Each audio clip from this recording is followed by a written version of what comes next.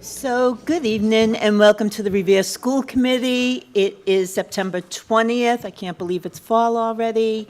It is currently 6 p.m. Would you kindly stand for the Pledge of Allegiance? I pledge allegiance to the flag of the United States of America and to the republic for which it stands, one nation, under God, indivisible, with liberty and justice for all. Roll call, please. Mrs. Bronston Rizzo. Here. Mr. Ferranti. Here. Miss Gravelisi. Here. Mr. Kingston. Here. Miss Milbury Ellis. Here. Miss Ty. Mayor Arrigo. Okay, number 2 under our meeting agenda. I feel like I'm having a McKinley School reunion over here, along with some Lincoln School. But we're here for other important reasons, and that's the recognition of Miss Erica Svensson. I'm going to turn this over to Dr. Kelly. Oh, and Uncle's here just in time, and the birthday boy is here. This is truly a party. So, Dr. Kelly, why don't you take this over?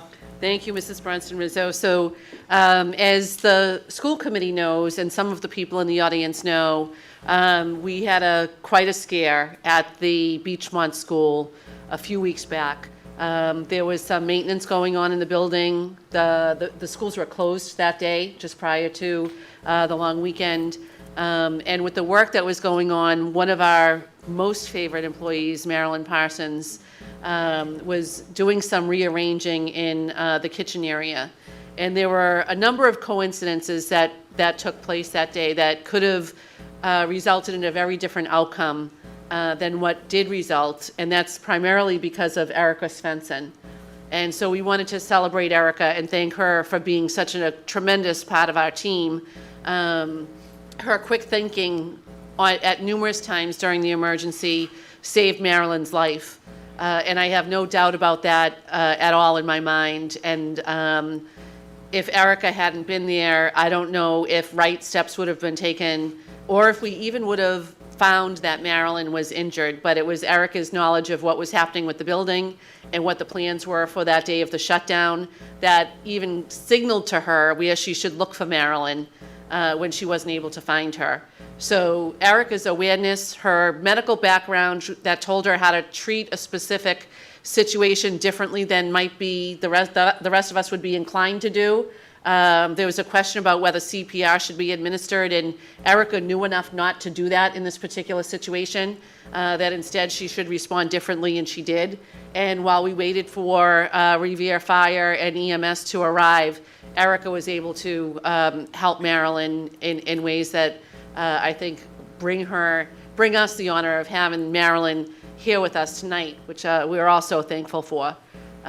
So we're thankful to have Marilyn, and we're very thankful to have Erica, who saved her life. Thank you so much.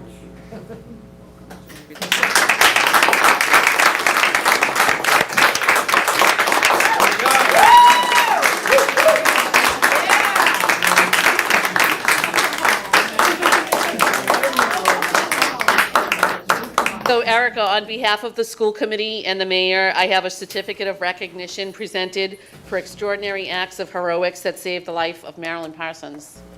All right, come on. Yep.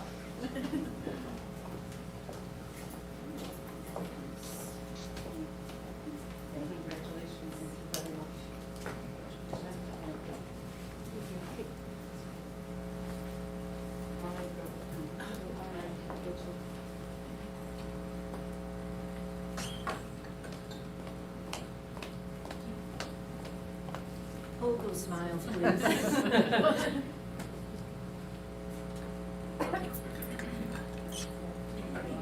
Good job, Erica.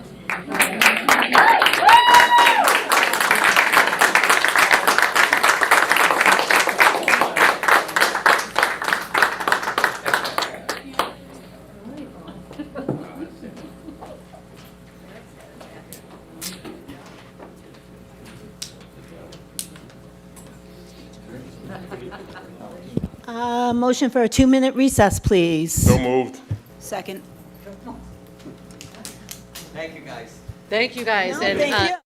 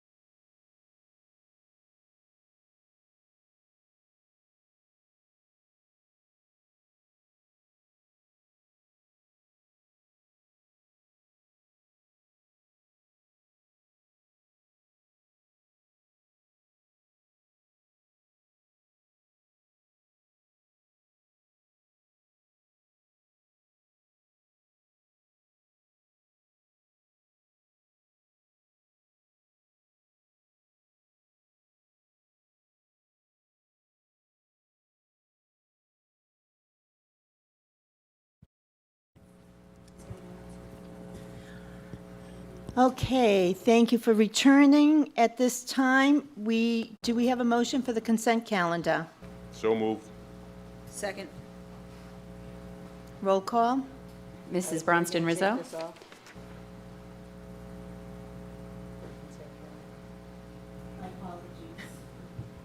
I thought someone would say take it off, but.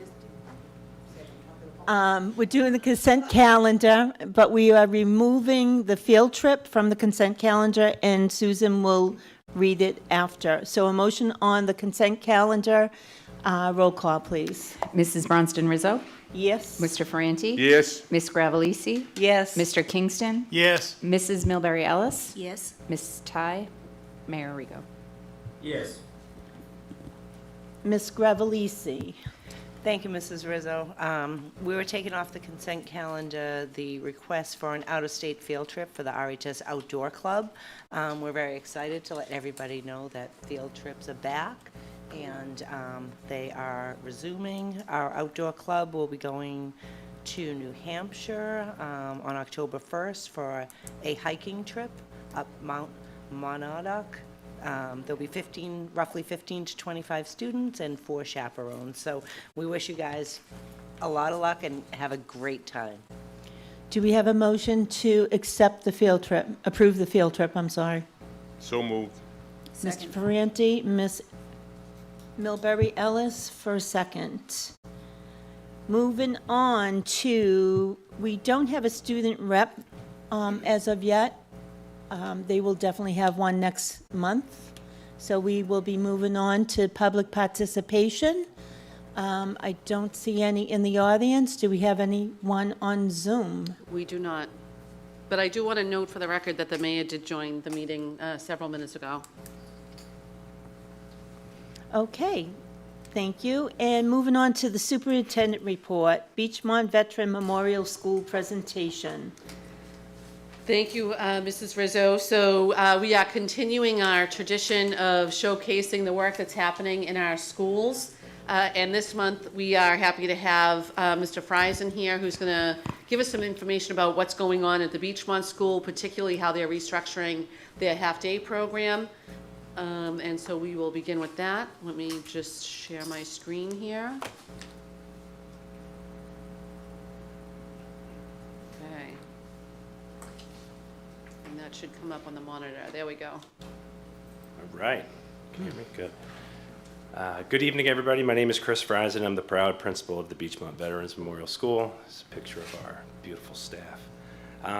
Tonight I want to take a moment just to discuss a pilot program we started last year at the Beechmont, and we're going to continue this year to restructure time and focus for students during half days. So when I arrived at the Beechmont last fall, one of the first things I did was examine and familiarize myself with the school improvement plan. We took a close look at the goals and objectives along with strategic initiatives. And as a first-year principal, I wanted to leverage teacher voices and the work that was done before I arrived to meet and exceed expectations. So there are the three, just as a reminder, the three school improvement plan objectives: building an anti-racist community, promoting the social and emotional health of all students, and meeting the needs of all students. At the Beechmont, we have several leadership teams that meet either monthly or weekly. 4 of them are here. We have the 4 Bs, and I'm going to speak a little bit more about that in a second. We have our ILT, we have our equity team, and our school improvement committee. And each one of those we kind of tasked at the beginning of last year with a focus of part of the school improvement plan. So again, we wanted to leverage these Beechmont leadership teams to meet those school improvement goals. So next slide, yep. So last September, we met with the teams and tried to understand where the focus was before my arrival and where we wanted to go for the year. So previously, Beechmont had a Respect Corps and a PBIS team, and after some discussion, we looked at a way of rebranding this to call this the 4 Bs. And the 4 Bs are being respectful, responsible, safe, and kind. And those are the 4 pillars or characteristics that we want all students and staff to exemplify. The 4 Bs wanted to build off of the work of the PBIS team and to recognize students for making positive choices. And one idea that we came up with was doing celebrations on half days. So if you could just stay on that last one there. So monthly celebrations would be planned during their encore block. So it'd be about a half hour of the day where they would get celebrations, and I'm going to get into what that celebration is. Also, you'll see at the bottom there, we use buzzabouts. This is something that students are recognized for making positive choices, and every single day during lunchtime, we read off those buzzabouts, and it's funny seeing students leave the school building with their buzzabout to show their parents and hang it up, hopefully on their refrigerator that night. Next slide. So through planning and strong, there we go, sorry, I'm new to this. Through planning and strong teacher-led collaboration, we created a way to rethink the half-days. Through a rotating schedule, students would participate in these monthly celebrations, fun celebrations. And for those students that did not meet the expectations, the grade level team, in conjunction with the social worker, came up with structures and strategies to meet the needs of those students as well. But the big thing that we wanted to do on these half-days was have fun and build school culture and build school community. So the next couple slides will kind of go through a number of these 4 Bs celebrations that the team came up with. And for some strange reason, on the first one, it was just going to be kind of like an extra recess, and I got on the loudspeaker and I said something like, I don't know, I'm a jokester on the loudspeaker, but I said like something like mega recess, and then that like just kind of took off. Everything became mega. So there was mega recess, mega picnic, mega Super Bowl, mega bingo, mega hungry hippos, mega relaxation. So you'll see some pictures here of students on those half days, all pretty much smiling. Kids were having a good time. And there was just a really strong positive response from students and staff.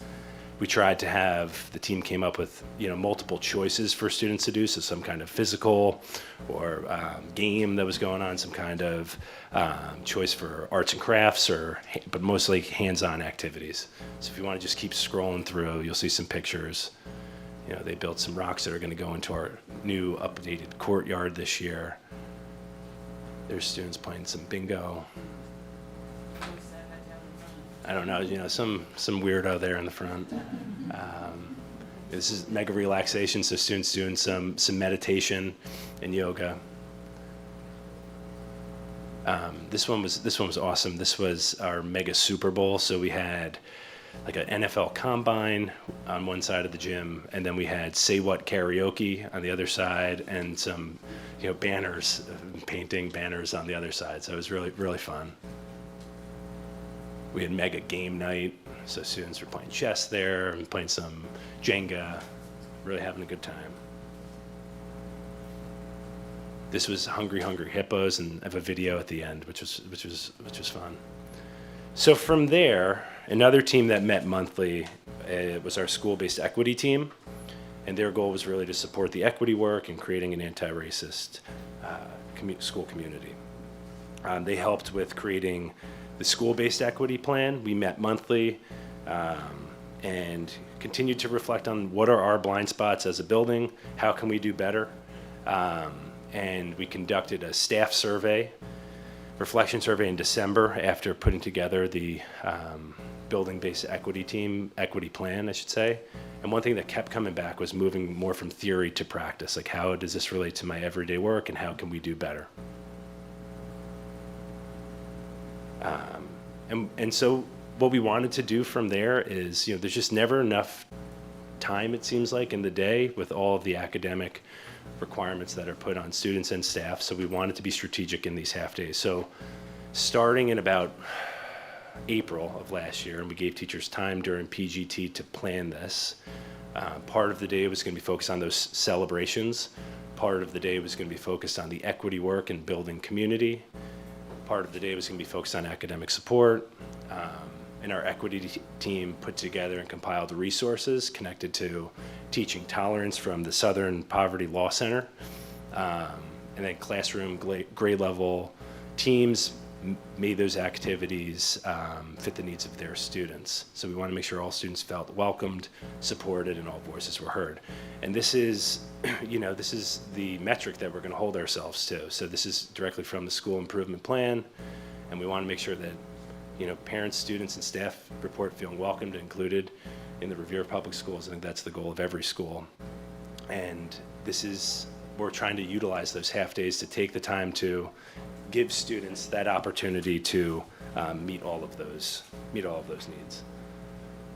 Lost this slide. There we go. And each month, we did a follow-up survey of staff to hear what else they needed from the equity team, and we got really positive response from students, and we got word that it brought students and the grade level teams together, and overall there was just positive feedback. I think you can go to the next slide. I think I kind of got into that.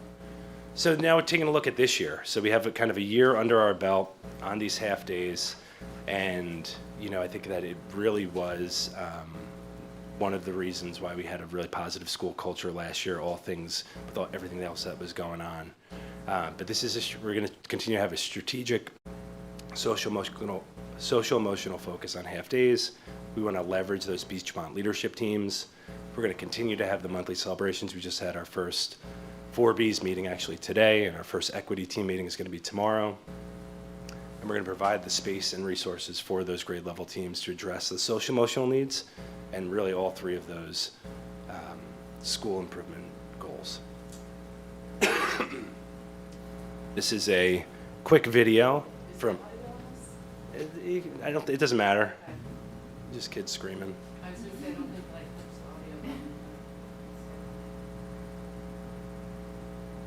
But I wish that I could have done this when I was in elementary school. I think we need the audio. I like the adult. I'm gonna stop. They're on scooters. So this was, again, the staff is unbelievable. They came up with this idea and kind of just ran with it, and kids were loving it. I'd love to see Mr. Shea.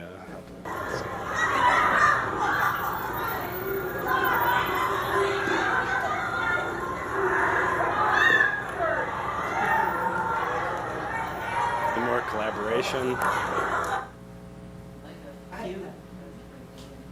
And just finally, the last slide there, our saying at the Beechmont is, it's a great day to be a bee. So it's a great day to be a bee, and we're really excited about continuing this work this year. Thank you so much. Anyone have any questions? Ms. Milbury-Ellis? Thank you. Thank you for that presentation. I'm just wondering, do you get feedback from the students as to how these half-days are impacting them?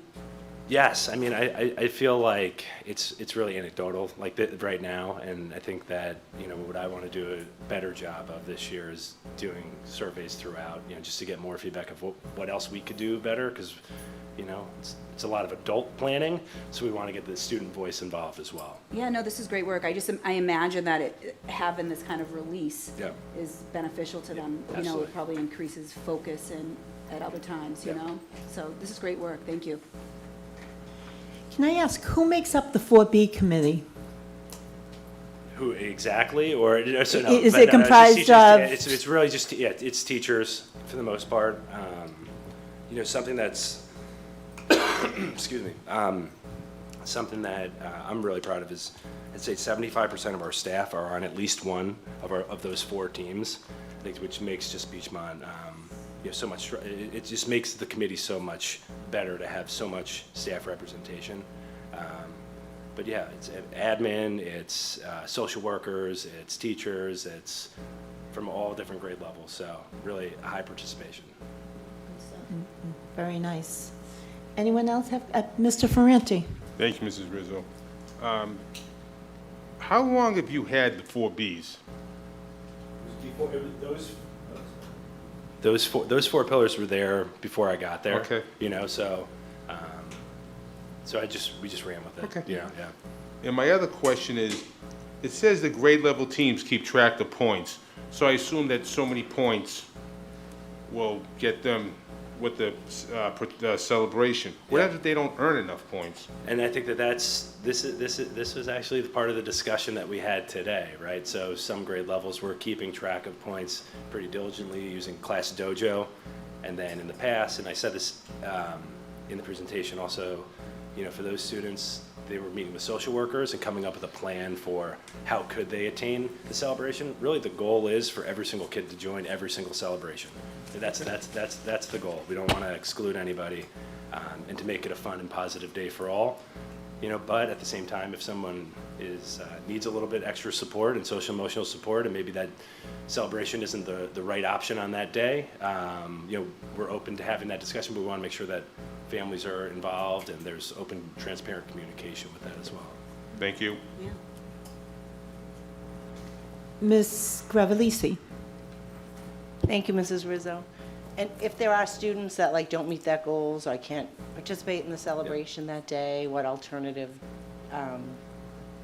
activities do you do with those students during Yep. So that time? typically, one of the grade level teachers would stay back and talk about the why. And it wasn't detention or anything like that, but it was more of a discussion and getting down to their level and really understanding.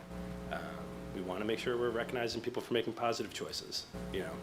That's really great. I mean, the whole concept is great because those children are now realizing, it's not everybody gets a trophy. You know what I mean? Yep. It's a discussion of, of their behaviors and working towards the goal of participating. So I think it's such a great program for them. Thank you. Well, thank you. Thank Great you all. things going on at Beechmont. Thank you for coming. Thank you. Thank you. Thank you, Mr. Friesen, and thank you to your team for their wonderful work. And up next, we have Mr. Pelletier, who's going to talk to us about some of the big things that are happening at the Wayland School. And I'll share that presentation. Thank you. Hi. I realized I picked the wrong seat because the camera was right on the bald spot that's getting bigger by the day. Well, it's a pleasure to be here. I have not met all of you in person yet, so this is great, really important. But I wanted to share a couple of things that we are sort of looking ahead with. So Chris shared a little bit about something that they put in place and that they're working on and hoping to improve upon this year. I wanted to highlight a couple of sort of new beginnings for us. So that's going to be my goal today. So we can scroll ahead a little bit. And there are two pieces that I wanted to just share with everybody. One, similar to Chris, it's something that we're going to be doing on the early release days once a month, is providing some paraprofessional PD. And so one of the things that was sort of a stark, glaring sort of gap for us when we started last year, Brian and Rachel and I, was this fact that we have these paraprofessionals who serve a really vital role in our community. They support some of our trickiest kids. They support kids during times when teachers aren't there sometimes, and so they play a really important role, but they're only there for 3 hours and 55 minutes, and we really don't get a chance to help them grow and learn in ways that we do the rest of the staff. And so one of the things that we started piloting last spring was taking advantage of those early release days when all of the paraprofessionals are there, and we might be able to sort of cover each other from time to time, to lean on some of the expertise that we have in the building and around the district to provide some professional learning. So what that looked like last year was our BCBA, Lauren Palmer-Merrill, and psychologist Rachel Cameron doing some work with them around managing behaviors and how to de-escalate behaviors. And then our counseling team also did some work, offered some workshops during one of the last half days that we had. And we got really good feedback from the paraprofessionals, both in terms of the content, but also in terms of just feeling like really valued part of the staff. Like, we want to make sure that we're helping them grow. And so towards the spring, when I met with all the paraprofessionals during our reflection meetings, I asked for ideas that we could use this year, and let them know that this was going to be a commitment for us, a year-long commitment. So every time we have those early release days, they can plan to have some options of professional development or learning or training to engage in. And so part of the why, I think, goes without saying, that I mentioned the schedule and the roles, just that there's no time in their day to really consult with the teachers that they're working with, or to take time away from kids to really learn about what they're doing. And so we wanted to find that time, help them find that time. And then the other piece is that, because it's a role that is so unique, 3 hours and 55 minutes, we often get lots of turnover, right? There are people who experience in it and they want to go back to school or do something else and become a bigger part of our community. And so we have lots of turnover inside that team, which means that there's not always consistent sort of institutional understanding of what's happening. We have pockets of paraprofessionals who have been working together as teams for a while, and they sort of know what to do and they feel really confident, but we also have lots of new paraprofessionals that we just sort of ask to hit the ground running. So we wanted to try to build a program that honors both of those and gives some opportunities for all of those different factions to grow. So that's the why. And then the when and how, I explained a little bit, but, during the early release days, as we all know, all of the paraprofessionals in the elementary schools are there in the building the entire time that kids are there. And so, in most of the rooms where they might be supporting kids, like our SLG classrooms, for example, they have basically double the number of paras supporting their classroom for that half day, which we think gives us an opportunity to say, can we take 2 of those paras for half an hour or 40 minutes and provide them some learning?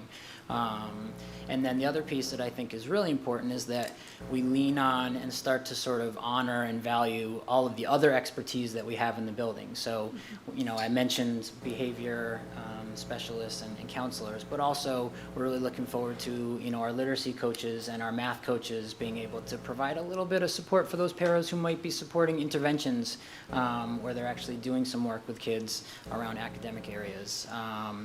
And then also one thing that I hadn't even thought of, but, tech support. So lots of our paras come in, they take for granted that like I can navigate Google Drive and I can, I have everything really well organized, but that's not something that everybody who comes to us in those roles has. And so that could be a piece that we help them with as well. So anyways, those are the sort of when and the how. We're going to lean on each other here in the building and also across the district to help us with that.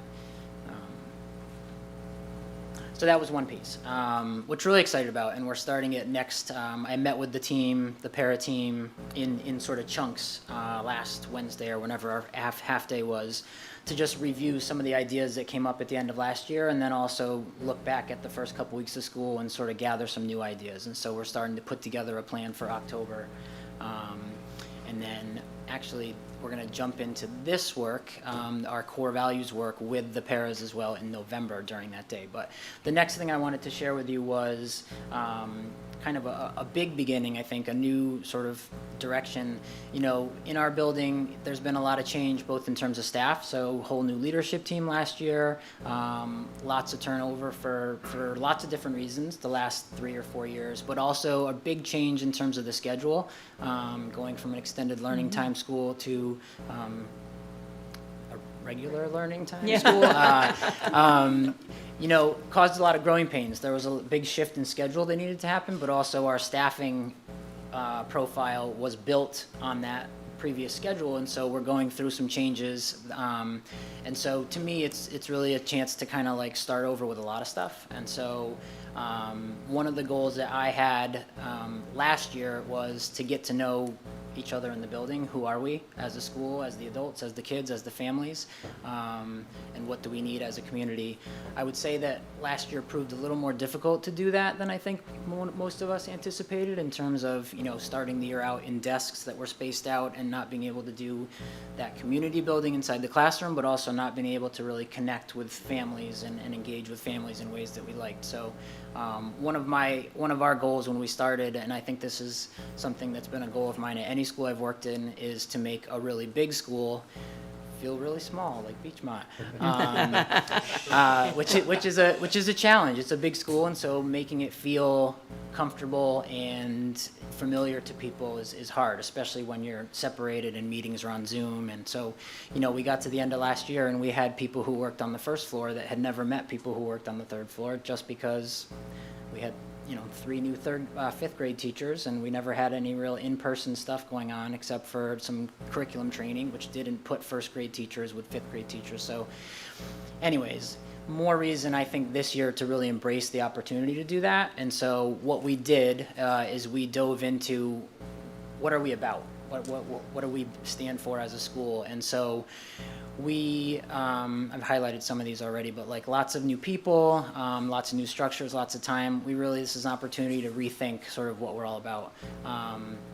We're going to do this work over the course of this year, and we started last week during that early release day in the afternoon, which, getting back to the first point, paraprofessionals are not there in the afternoon, so they will be a part of this work, but we'll have to lean on that November during the daytime when they're together to pull them into this. But anyways, the exciting part happened after this. So we met together. This was the first all-staff meeting that I think we had. Well, we had one, I guess, at the first day of school, but that's a different feel, right? It's a launch. So this was really the first time since I started that we were able to bring everybody together to do some real work. We had a lot of curriculum work that pulled us again into grade levels last year and stuff like that. So this was great. But the way we started, we can roll down a little bit, was by taking a little tour of the school, partly because, again, we have lots of new staff that maybe haven't seen the whole school, but also to take a peek at what is posted in the school. What are the core values or the mission statements or the vision statements that we have around the building? And one of the things that I think becomes apparent when you walk around the building is there's a lot of different things posted in the building, which some of them may be 3 years old, some of them may be 5 years old, some of them may be 10 years old. But there's a lot of different stuff, and so that can send some mixed messages. It also, I put the little quotation cloud there because some of the things I heard were, it's amazing how stuff starts to fade into the background when it's been there for a while. That was something that came up, and so I think that's something that we've all kind of experienced, is there are all these things around the building that people maybe came up with a while ago, and some of those people are still there, but it's a good time to rethink that and revisit what are we about. Another comment that came up was somebody was really excited about the potential of changing the way things looked and decor and things, and thought, like, I can be a PR manager for this school. And it's a joke, it's a half joke, but I think part of what we want to do is create spaces where we actually are doing a little bit of PR, where we're celebrating what we do and who we are as a building.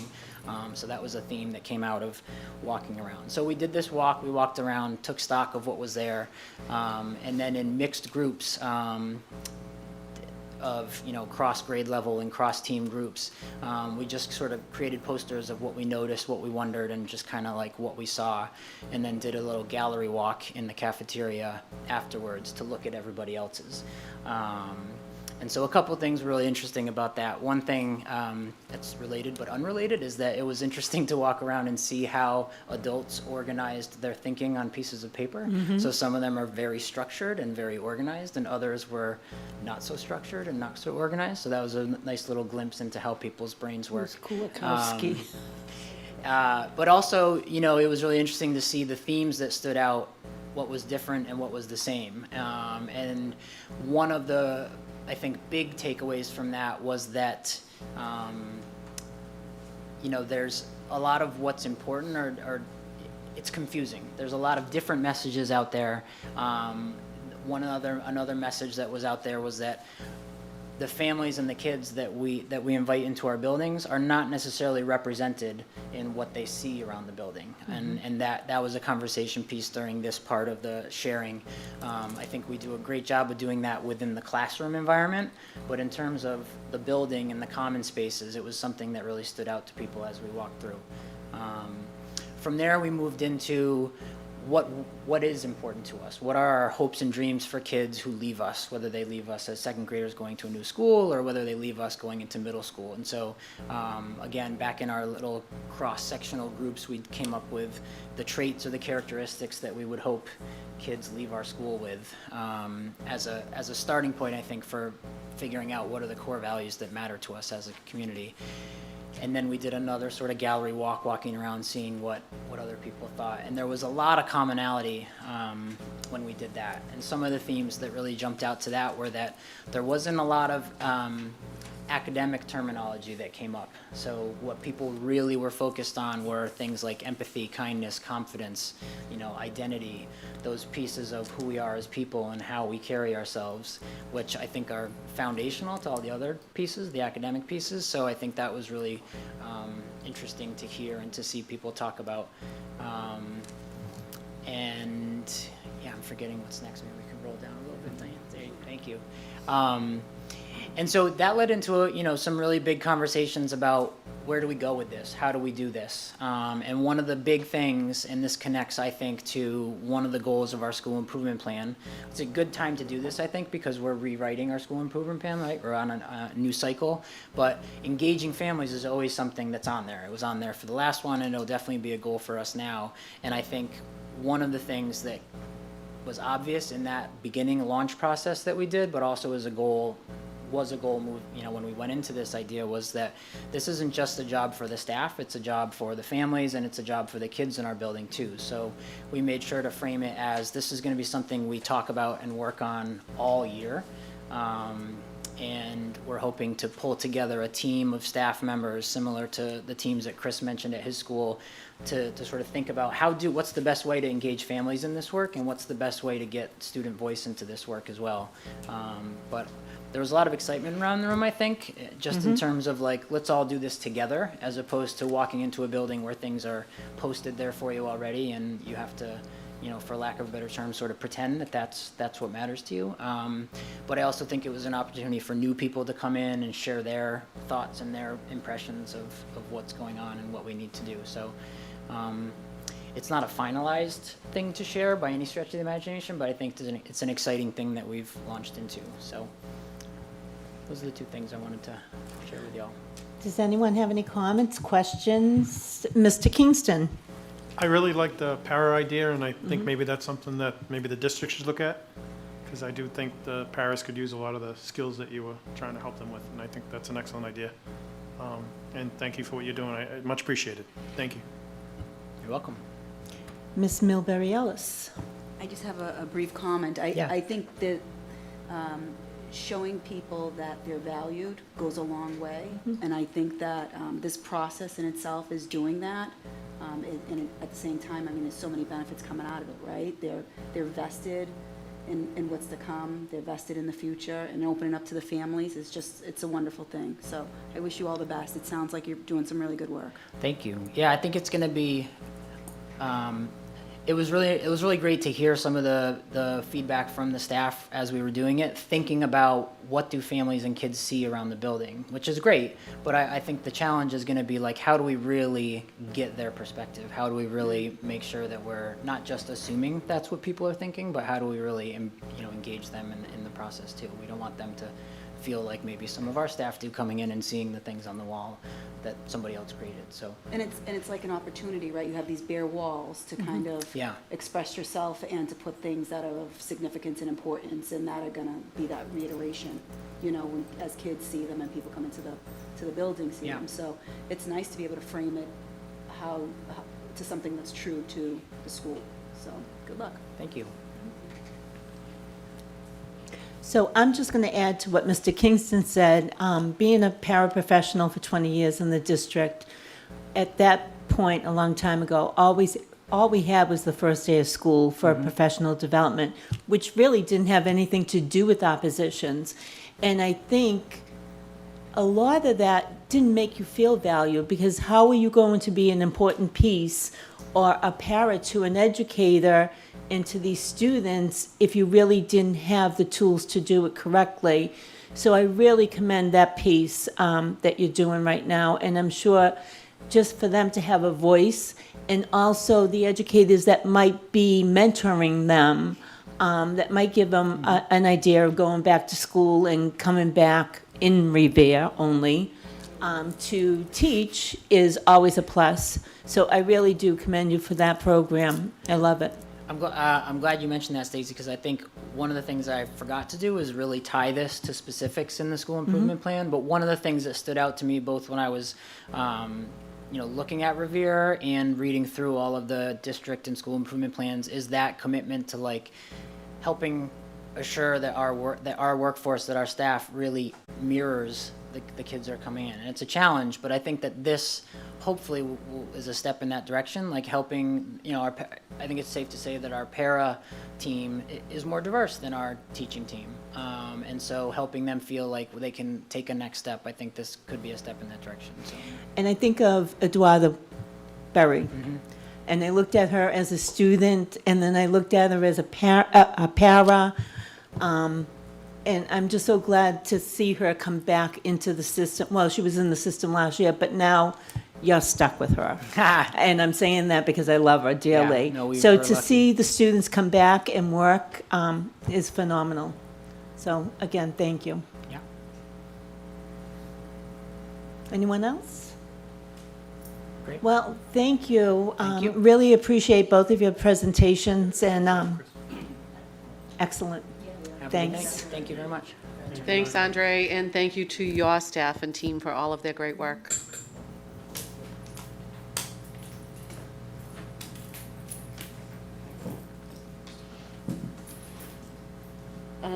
So the next two items on the superintendent's report, the item C is the Crown Act, and item D is Revere Athletics Policy. And with the committee's permission, I'd like to actually reverse those, since we have Mr. Shea here to talk about the athletics policy. Both of these, the Crown Act and the athletics policy, are resulting from recent legislation that has passed in the Commonwealth, and guidance that we've received from legal counsel on some changes they advised to our handbooks. So, Frank, give me 1 second, I'll bring that presentation up.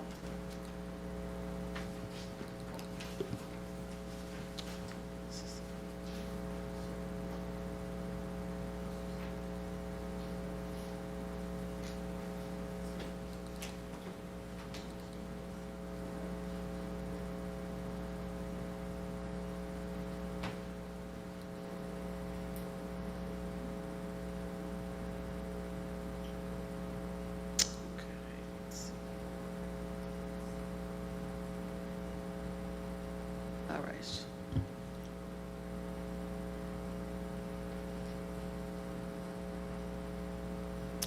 Good evening, everyone. I'm here to get committee approval, as Dr. Kelly said, to add this new policy to our handbook. The policy specifically deals with coaches' supervision of athletes, specifically in locker room and team changing room areas. Some of the rationale behind the policy is that the policy would increase and add awareness of all our policies and supervision between athletes and coaches.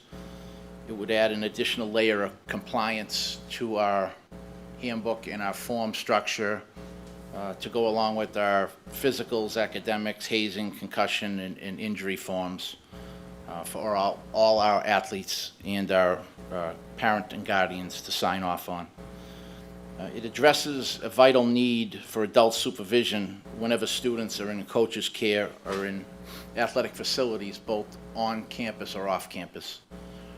As you know, not all locker room areas or facilities are the same, even in our own district, school to school, stadium to high school, never mind other high schools. There's different areas, and this brings awareness to the coaches that they have to be more vigilant in all those areas.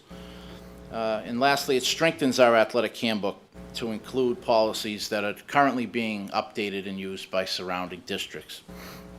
As you're probably all aware, in the last couple years, there have been some incidents at surrounding districts that have all centered around team rooms or locker rooms. So schools are strengthening their policies by adding language such as this. Yes. So this is basically, this slide shows you what the policy is. It's a release of liability policy that tells students and parents that they will be monitored while in locker rooms. Now, that monitoring isn't that a coach will be sitting in a locker room while they're changing, but it will tell them that their coach may pass through the locker room. A coach will always be within earshot of a locker room, and if they hear anything, they will step in the locker room and address that behavior. It also addresses students that may not be comfortable or parents that may not be comfortable, that we would provide students with a changing stall or privacy curtains, as is the case in almost all our locker room facilities. Again, just having kids aware that coaches are there will give them an atmosphere of safety, and it will protect us from something bad happening going forward. And on the last slide is just the parental consent form. As Dr. Kelly said, our legal devised this, and it's a parental sign-off, which would be in addition to our other parental sign-offs. So currently we use a system called Final Forms, where parents register and go in and sign off on all these forms. The coaches have an app on their phones which shows green or red for all these policies. If a student is showing a red in any area, the coach can address that with the student and either deny them practice, or if it's something simple as a signature, tell them to get the signature by the next day. So this would just be another piece, and when the parent signs off on this, it would come up as a green icon, which signifies that the parent has acknowledged this policy and has signed off on it.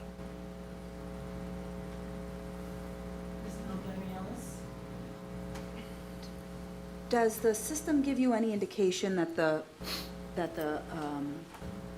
release has been read? So I know it gives you, the parents can sign off on it and acknowledge it, but is there like a red receipt that you would receive That as well? is not currently there. It is something we could ask the company who does this. They're pretty in tune with a lot of those things, so we can look Yeah. into that. It's probably a really good idea. Yeah, But I'll make certain that we ask to add that. thanks. Mr. Ferranti? Mrs. Frank, if they don't sign off on it, then they can't play. It's correct. It would be part of their participation agreement, yes. Now, how much time do they have before they have to sign off? Or before the season starts, or the first, when they go to school, or? These would be done prior to, so if we put this in place, I would certainly try to get it out to our athletes now with a time frame, but we would get them out to winter athletes well in advance of the season. Okay, thank you. Trial period. Mr. Kingston? Frank, will we provide it in another language as well, just for the parent understanding? Yes, they do translate, yep. Thank you. Okay, does anyone want to make a motion to accept this for the handbook change? I'll make the motion. Mr. Ferranti, Mr. Kingston with the second. Roll call, please. Mrs. Bronston Rizzo. Yes. Mr. Ferranti. Yes? Ms. Gravellisi. Yes. Mr. Kingston. Yes. Mrs. Milbury Ellis. Yes. Mayor Arrigo. Yes. Well, thank you, Mr. Shea. Thanks, Frank.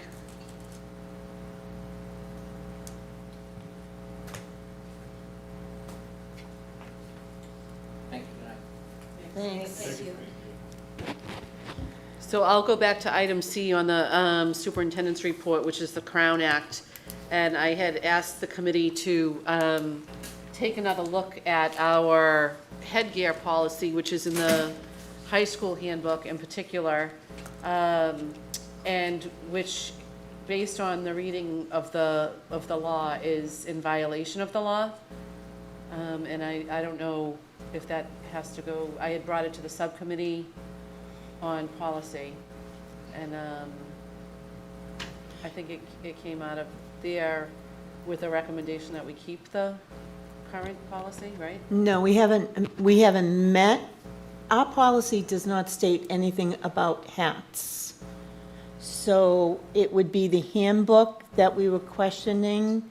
And we said we were going to meet with a few of the students to look through it. But personally, our policy doesn't say anything about if you wear a hat or you don't wear a hat. It's strictly. Okay, I was and- sorry, it was the handbook. It I'm is, wrong it is about the that, yeah. handbook, and I think we all assumed in the policy, there were like, you couldn't wear flip-flops, you couldn't wear this, you couldn't wear that, but that was changed a while ago, and it still needs to be changed, it's really too wordy, but it doesn't say anything about hats or anything. Well, there was an adjustment to the handbook language that was suggested by the high school principal that was rejected by this committee. Right, that was 2 years ago.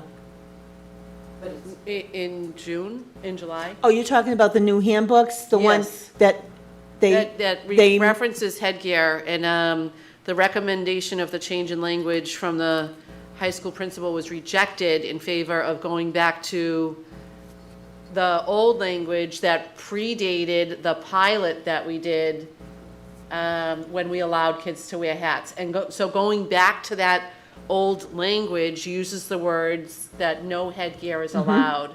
And that's the piece that I'm concerned is in violation of the law.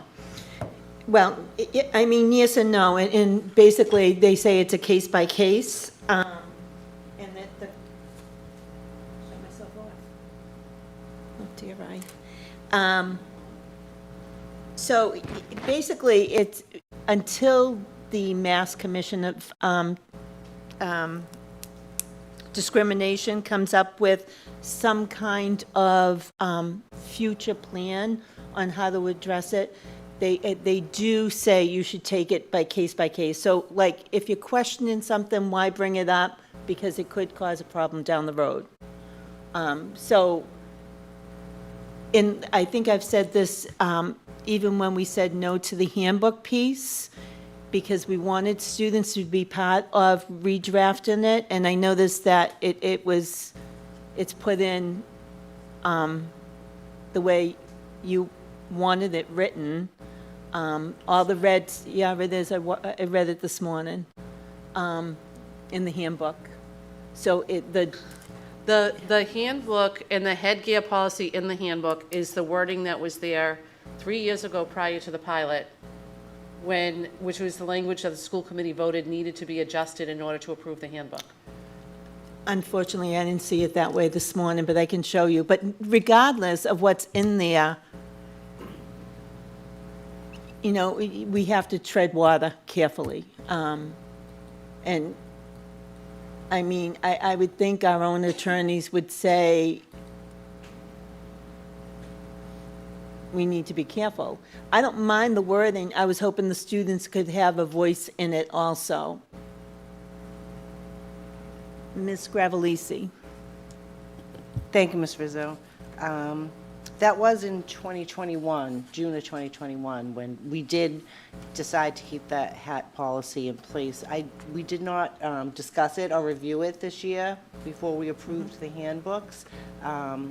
We did get feedback then that the students wanted to wear the hats back in 2020 and 21 when we rejected the and put it in for the hats to not be allowed. But I think at this time, we should review it and maybe think about rewording what we have in there. Our policy definitely needs to be reworded. Our handbook. The handbook does have basically what everyone else in other districts have. It's very simple, very easy to read. I don't have a problem with the wording at all. My problem was, us having a meeting with students and having them have a say in it, where they are our student advisory group. That's all I was really asking for. I don't have a problem with dress code. I just think they need to learn for themselves how to come to different places and dressed appropriately. Not what I consider appropriate, but Well, we're talking about the hats right now, not their anything. attire. Anything. A hat doesn't make up a whole, But the discussion now for the Crown Act is the hats. Right. Mr. Kingston? I'm just confused because what's in front of me is about hair. Hair and hats to me are two different things.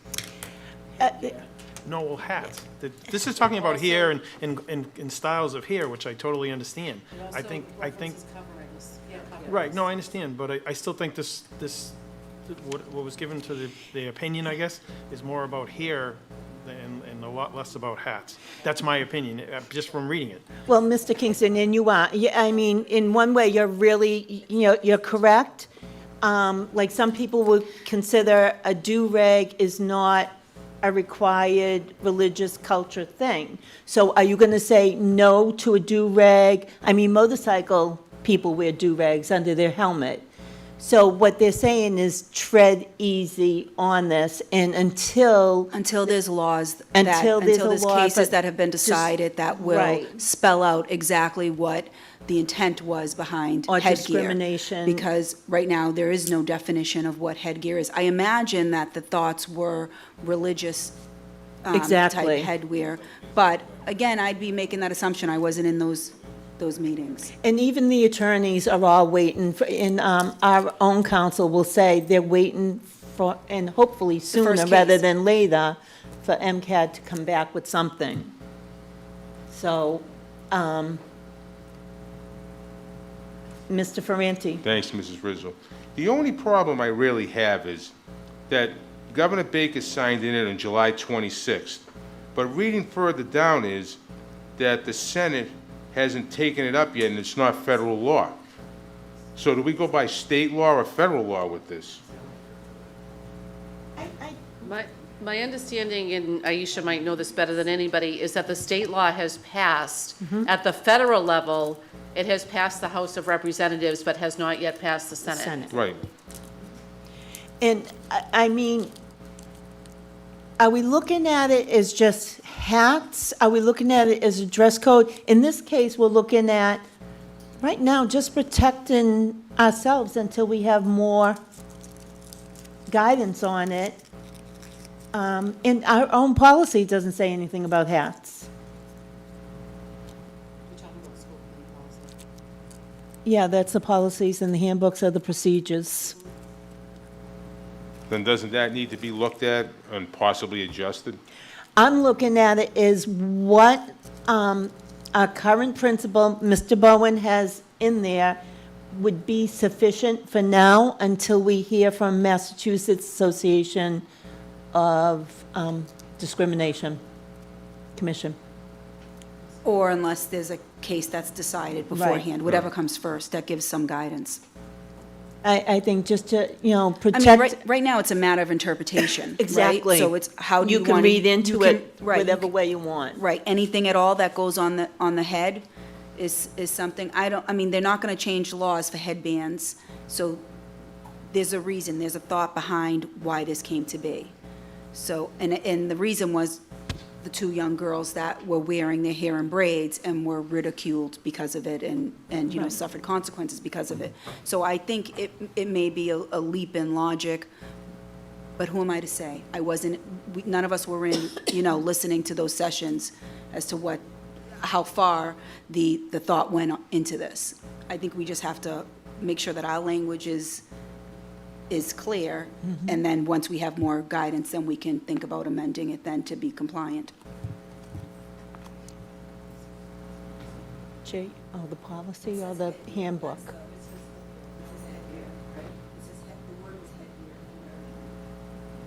Okay, so at this time, I'd like to entertain a motion in keeping the handbook as it is written currently, which doesn't have any.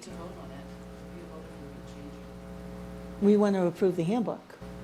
We already approved that. With the changes, and that wasn't changed. So now we, And that's a mistake, because that's exactly the issue that I was concerned with. And I'm not finding anything about headgear in here right now. I don't know why. maybe page 61, I think. I can't look right now. That's all right. So does anyone have any issues with keeping it the way it is currently and adopting the school handbook as was presented to us last month? Mrs. Rizzo, Yes, Mr. Mayor. just a question for clarification. Are we confident that the policies that we have and the handbook that we have now are consistent with the advisory on the Crown Act? That's just not clear to me.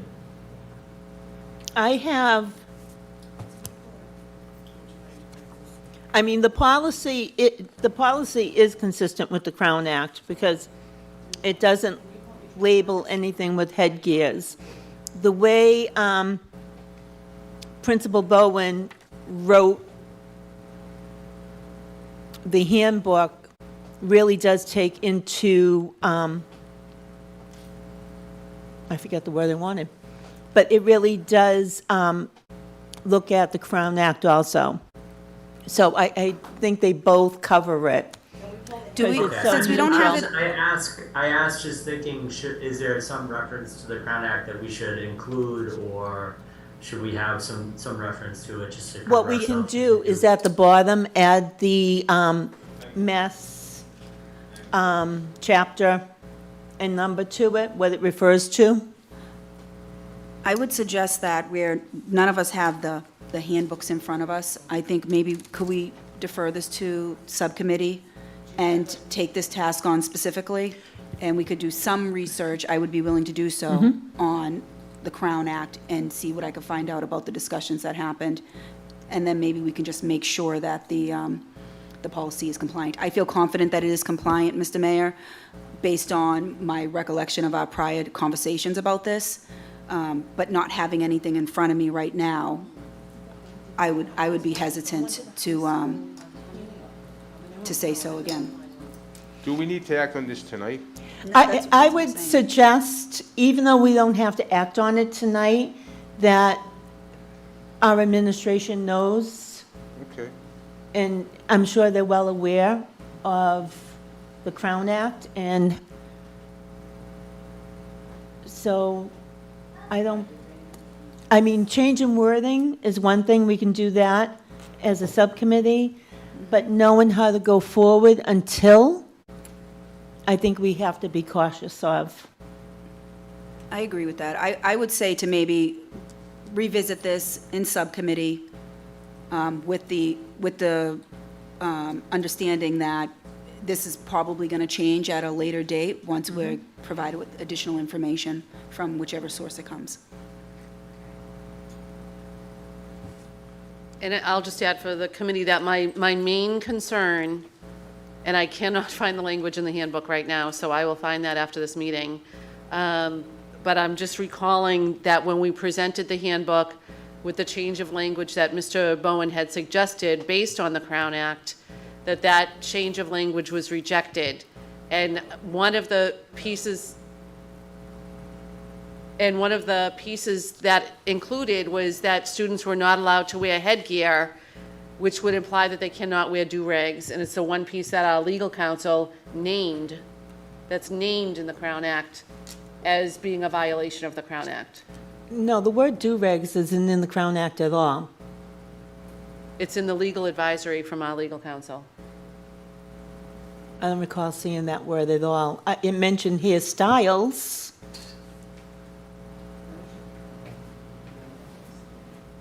Dr. Kelly, would you be able to provide us with the Yeah, legal I'll find- advisory that you received? I will find- So we I'll- could take that into consideration? Yes, yep, absolutely.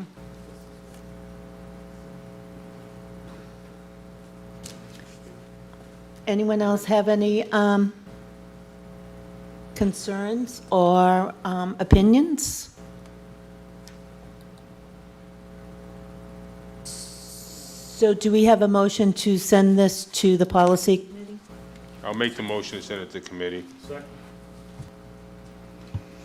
Okay, and can we add sending it to the committee, but also following the Crown Act as it is right now? I'll agree to that. Okay. Roll call, please. Mrs. Bronston Rizzo, Yes? Mr. Ferranti, Yes. Miss Gravelisi, Yes. Mr. Kingston, Yes. Mrs. Milbury Ellis, Yes. Mayor Rigo. Yes.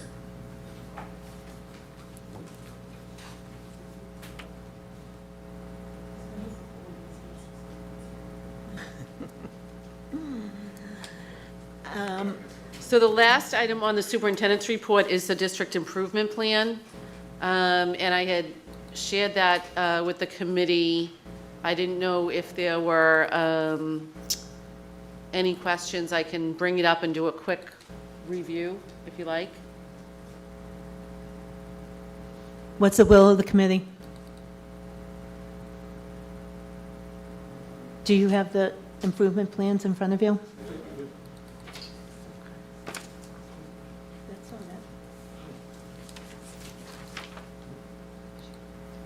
Oh, you know what? My apologies. I thought you were talking about school improvement plans.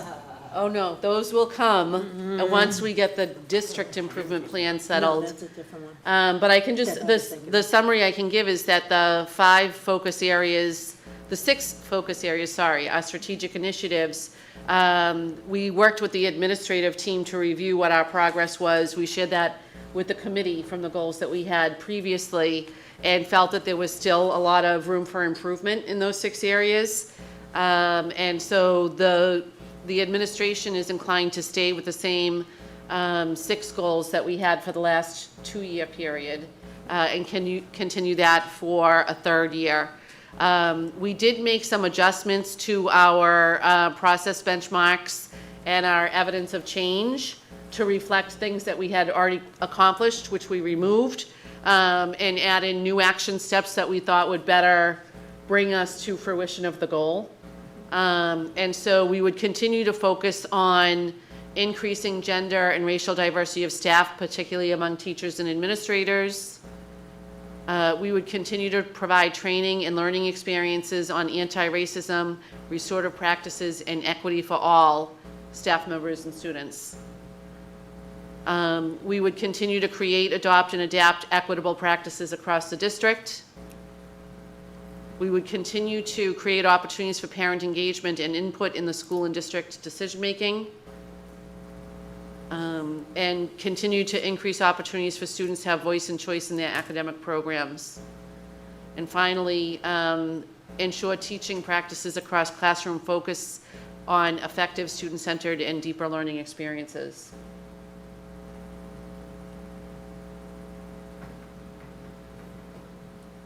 Did anyone have any questions on it?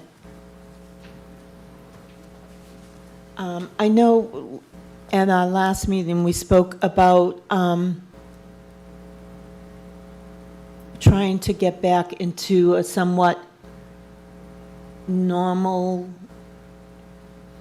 for all children, all students. Right. And I feel like we've made a huge amount of progress this year compared to last year Oh, already. you did. Yeah. You did, very much so. Perhaps at our next meeting, we can look at this in case someone wants to maybe ask Dr. Kelly about, I don't know, if they see some more student achievement rather than cultural. We've been working really hard on the cultural diverse piece. And if we can start making it more inclusive, just my thoughts. If I think of something, I Okay. will definitely bring it up. I'll say that I think that focusing on equity is what increases student achievement. And that our outcomes that we expect for the end of this 5-year plan are all based on student academic achievement and feedback from students and families. And that's on page 2 of the plan. Actually, am I still sharing? Yeah, I can scroll back up here.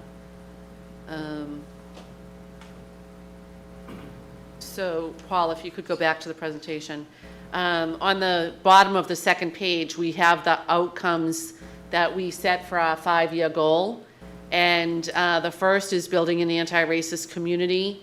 And our measurements of that are by June 2025, 90% of parents and students will feel welcomed, included, and that they feel like when we look and when we disaggregate the data by race and EL status and special education status and poverty level and gender, that we would still see those same results. And then the second metric is around social and emotional health, where we want students to be reporting to us that they feel emotionally and socially safe in school, that they feel in control of their academic progress and capable of managing and thriving, and that high school seniors will complete internships and college credit because our focus is on advancing that more rigorous coursework. And then finally, under the meeting the needs of all students, our classroom observations will focus on student-centered deeper learning experiences. As you know, we're going to dig deeply into that this year. And we've created a new guide that we've shared with teachers and with evaluators to look at for classroom look-fors when they do those walkthroughs. And then also that our policies and procedures will be grounded in equitable practices, and the disaggregated data will show achievement levels among different subgroups will be within 10 percentage points of each other. So we're measuring by academic achievement the impact that our work on anti-racism and equity and inclusion is having on all students.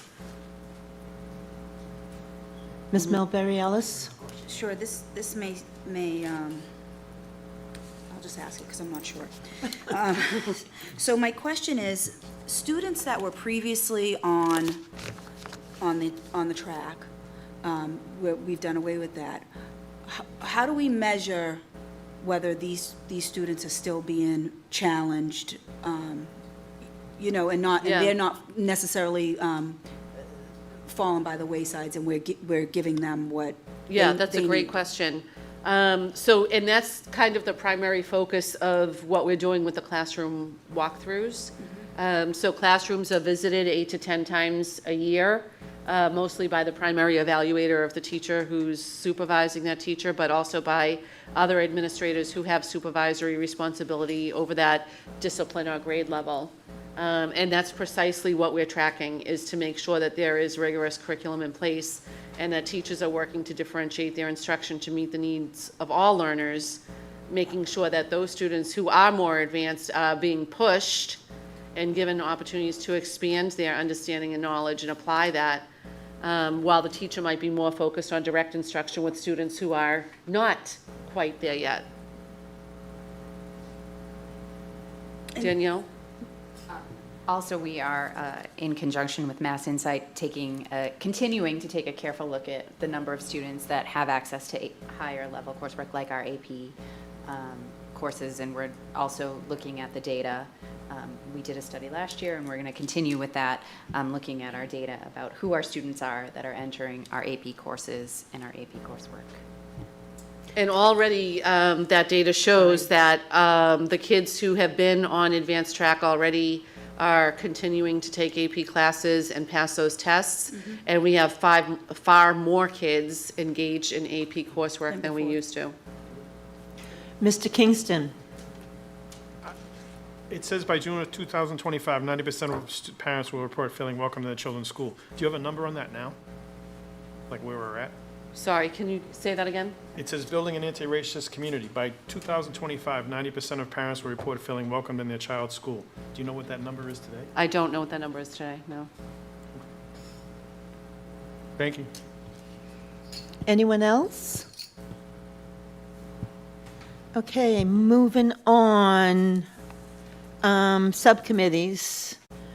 So right now, I'm going into the committee of the whole, and it's the superintendent's evaluation. So in compliance with the Massachusetts Education Appraisal System, each school committee member, and I'm saying all this so that the public understands the process and what we have done. Each of us must conduct a public review of the performance of the school district superintendent of schools. The school committee must produce an evaluation report and then work with the superintendent to define or refine the superintendent's annual performance plans and goals for the next year. Today, we are reporting on the end cycle evaluation for Dr. Diane Kelly, and the evaluation process includes two parts. Part 1 is comprised of assessing Dr. Kelly's progress towards achieving each of her 3 goals. Previously, the school committee approved her goals, one each in the areas of professional practice, student learning, and district improvement. Progress toward each goal is rated one of the following: exceeded, met, significant progress, some progress, or did not meet. We feel Dr. Kelly has met her professional practice, student learning, and district improvement goals. Dr. Kelly approaches her role as a leader for Revere Public Schools with fidelity, high standards, and expectations. She has obviously devoted much time and energy towards achieving her professional goals and providing the committee with supportive evidence, demonstrating the attention to detail which she approaches every aspect of her role in the district. Her visionary leadership in creating an equitable and inclusive school community to meet the need of all students have made significant progress. Enough can't be said about her leadership, along with our mayor, in building a new Revere High School complex. Whether it has been COVID, the Revere High School project meetings, new administration at Revere High, she has always included the community for input. Dr. Kelly continues to be an exemplary leader for our school district. She is tireless, advocates on behalf of the children and families of our community, and through incredibly difficult challenges, Dr. Kelly has consistently held high standards and created innovative strategies. Part 2, the Department of Secondary Education has defined Part 2 as the standards and indicators of effective administration leadership. There are 4 standards for superintendents, and the standards are broad categories of knowledge, skills, and performance relative to the work of the superintendent. Standard 1, instructional leadership. Dr. Kelly received a combined rating of proficient. I do want to point out that she received an exemplary rating with indicator 1E, data-informed decision-makings. Some of the individual comments were Dr. Kelly's prioritizes data through central office's work with principals and school-based teams around multiple accountability measures such as chronic absenteeism and achievement gaps. She is immersed in providing an inclusive and anti-racist environment where diversity is valued and all students feel a sense of belonging and respect. Although there are many questions, concerns for the new grading policy, the respect of her work and commitment will hopefully benefit all students, and hoping for a boost in morale, positive culture. Standard 2, Management and Operations, Dr. Kelly received a combined rating of proficient. Some of the individual comments: Dr. Kelly's advocacy at the state level has resulted in the passing of the historic SOA. Her commitment to fixing the inequity in the funding formula, particularly for low-income students, has been unparalleled. She is well-versed in relevant priorities, collective bargaining agreements, and ethical guidelines. Through vision, consideration, compassion, and leadership, Dr. Kelly moved us through difficult times. I think she can directly... Oh, I have a typo, I'm sorry. Dr. Kelly has also done exemplary work when it comes to diversity, equity, and inclusion. She has been able to implement an HR department in the schools and has secured state funding to ensure greater diversity in our teacher ranks. Standard 3, Family and Community. Dr. Kelly received a combined rating of proficient. Comments: the addition of the family parent liaisons at each school has proven to be a great success. During the pandemic, Dr. Kelly worked tirelessly to keep open lines of communications throughout the district. Is your head getting big? Okay. In the hopes of stronger communication and PR, the committee agreed to budget money for a director of communication. Unfortunately, I have not seen the benefits that will ensure more effective Okay, keep it up. She engaged families in the reopening plan and communicated with them continually throughout the pandemic. She hired parent liaisons and engaged a translation service to help parents and school staffs communicate more easily. Are you timing me? No. She has collaborated seamlessly with the city's public health division to ensure the school community is well-informed and consistently kept up to date. Standard 4, Professional Culture. Dr. Kelly received a combined rating of proficient. Under Indicator 1A, Commitment to High Standards, she was rated exemplary. Individual comments: Dr. Kelly's models, continuous learning, communicates the expectation, and has been clear about the need for the meaningful staff learning opportunities. She is reflected and seeks to find a middle ground, balancing the perspective of families, teachers, administrators. Some may say there is a need for some improvement in her interpersonal communication in responding to conflict, but you can also look at it as her passion for doing what she believes is best for Revere Public Schools.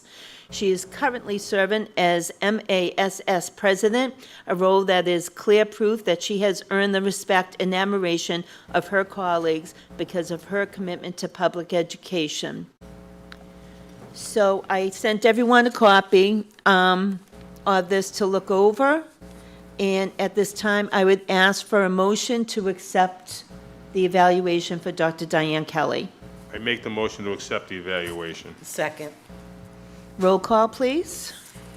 Mrs. Bronston Rizzo, Yes? Mr. Ferranti. Yes. Ms. Gravellisi. Yes. Mr. Kingston. Yes. Mrs. Milbury Ellis. Yes.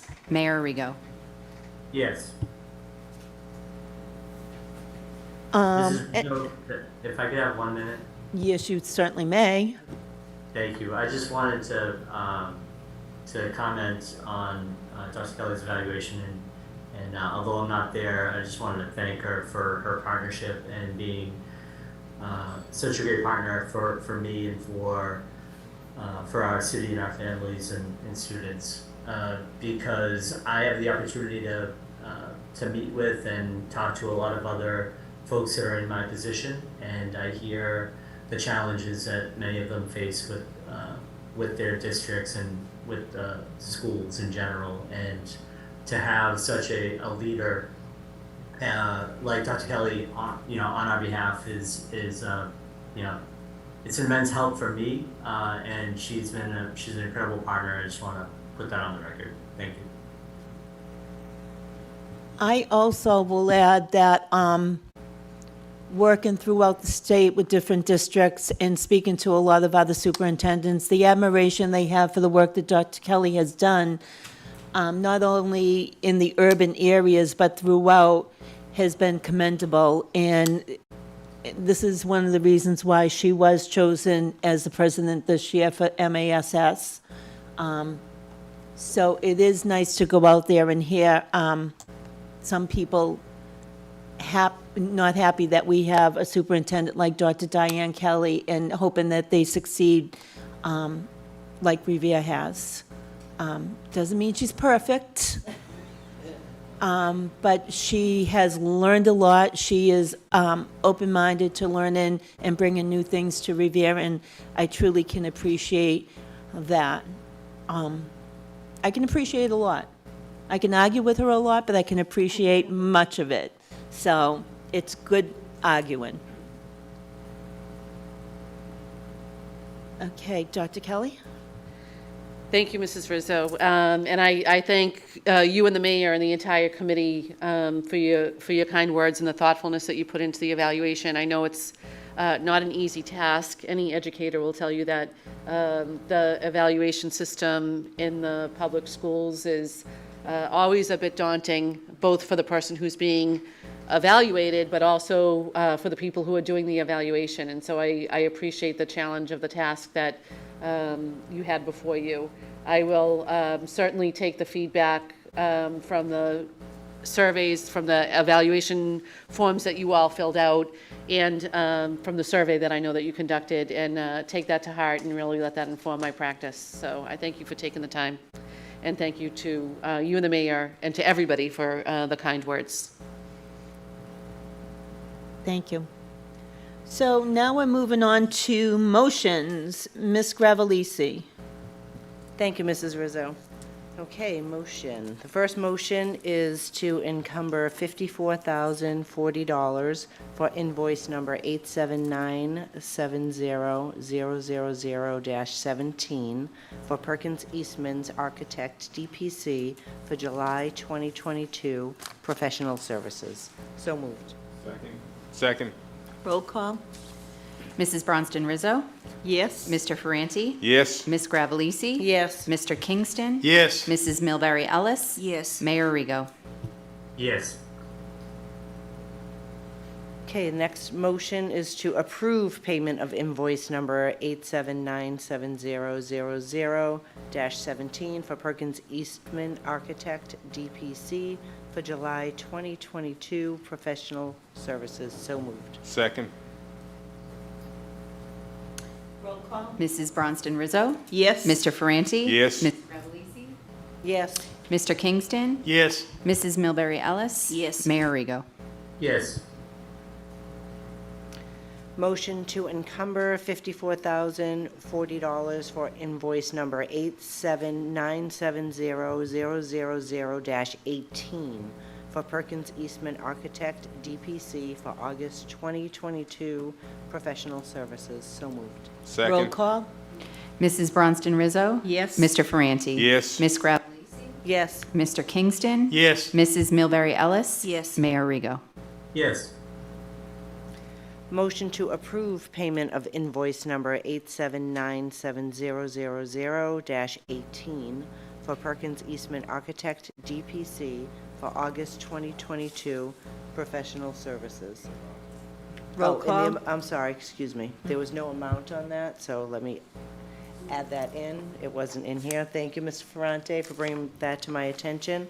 Motion to approve payment of $54,040 for the invoice I just said. So moved. Mrs. Second. Mrs. Bronston Rizzo. Yes? Mr. Ferranti. Yes. Gravellisi, Yes. Mr. Kingston. Yes. Mrs. Milbury Ellis. Mayor Rigo.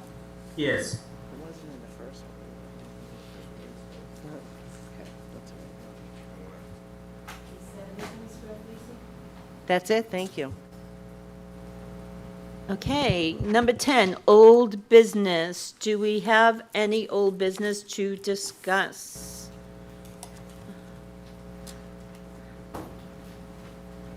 Okay, seeing... I actually have oh, one question. Ms. Milbury? Just Oh, looking for an update as to whether there's been any discussion with it being a new year with the Voc pilot program?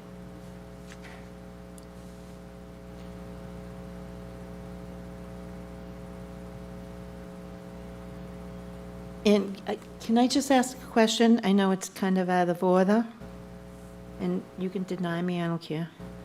I'm just looking at, I know, I'm in charge, so too bad. Governor Baker awarded $100 million to make HVAC and air quality improvements. That was announced yesterday. Is there any chance that we could apply for any of that with the high school or Lincoln, or anywhere? Anyway. So we can't with the Lincoln because that job has just been completed with their, with the new AC program that the mayor put in place there. The place where we might be able to capitalize is at the Beechmont School, where the univents are something that's on our target to get replaced. We have a little bit of a challenge with that project because of some code requirements around ADA if a certain amount of money is spent within a 5-year period. And because we just did the boiler project, we've just spent a lot of money in that building already. But it's something that we're going to look into. And certainly in this current high school building, it's something that we can look at. I don't know, to be honest with you, if it would be anywhere in the realm of covering that scope of a project, but we're going to look into it. Great. I was just thinking if this becomes middle school, we can update some of it, but I think the chances are not very high. I mean, we're lucky our buildings are pretty much in great shape. Yeah, and I also wonder if the state would approve a grant for this building at this time, given the commitment they've made to us for the new building. Okay, thank you. Any new business? Nothing for executive session. I will entertain a motion to adjourn. I'll make the motion to adjourn. Second. Roll call. Mrs. Bronston Rizzo, Yes. Mr. Ferranti. Yes. Miss Gravellisi. Yes. Mr. Kingston. Yes. Mrs. Milbury Ellis. Yes. Mayor Rigo. Yes. So we'll see everyone on the 18th of October. So thank you.